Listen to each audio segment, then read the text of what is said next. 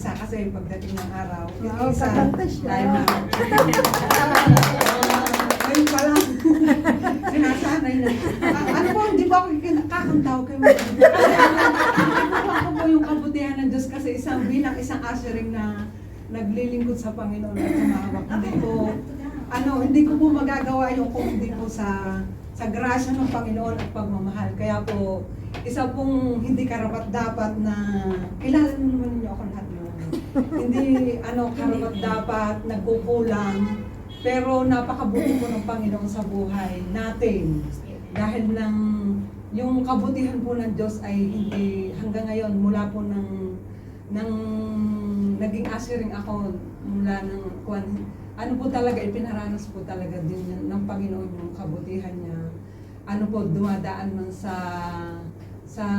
mahirap, sa mga up and down ng buhay, pero ang Diyos po ay tapat at saka hindi po talaga nagbabago. At nakita ko po yung pagkilos niya sa buhay po natin, sa trabaho natin, at saka dito po sa simbahan.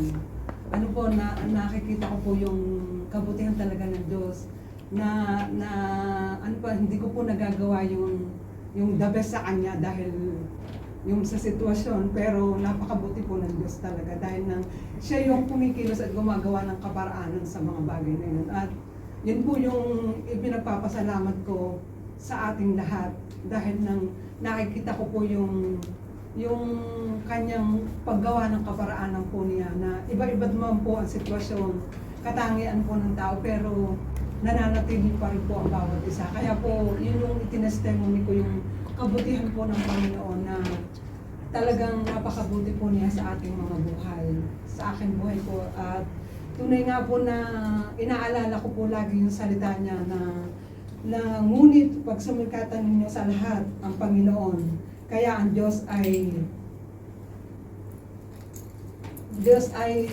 sa kanyang kaharian. Ngunit pag sumikatan ninyo sa lahat ang pagharian kayo ng Diyos at mabuhay ayon sa kanyang kalooban at ipagkakalob niya ang lahat ng kailangan ninyo. Totoo nga po na ang Diyos ay kapag inuna mo, ano man po yung sitwasyon, kahit mahirap po yung pinagdadaanan mo, kahit may karamdaman ka, kahit po yung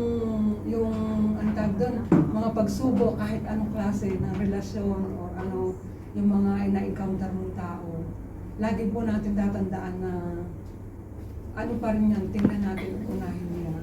Minsan nga po, na-amaze talaga ako kahit siguro, iba't iba tayo ng sitwasyon ng mga trabaho, yung mga nakakasama, pero inilagay po tayo dyan at yun po yung nakita ko talaga na itinetestimony ko, napakabuti ng Diyos kasi alam niya yung kakayahan natin talaga sa buhay na hindi tayo ilalagay talaga sa ganung sitwasyon kung hindi natin kaya.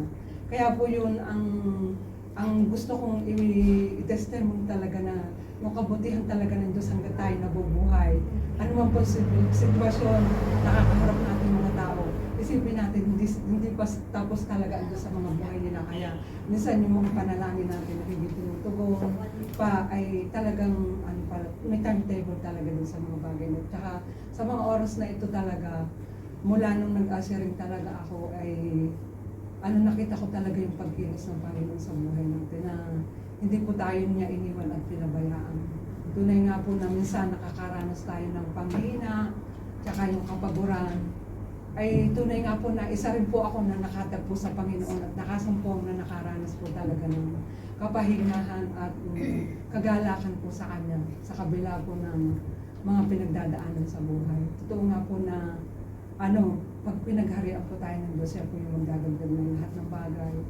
At totoo nga po yun, sa pamilya, sa kaibigan, sa trabaho, pinagdaanan po natin yan kasi ang pinanampalatayan natin ay Diyos na mananagumpay at kaya mapapagtagumpayan natin. Kaya alalahanan po natin na napakabuti po ng Diyos. Yun po, maraming salamat.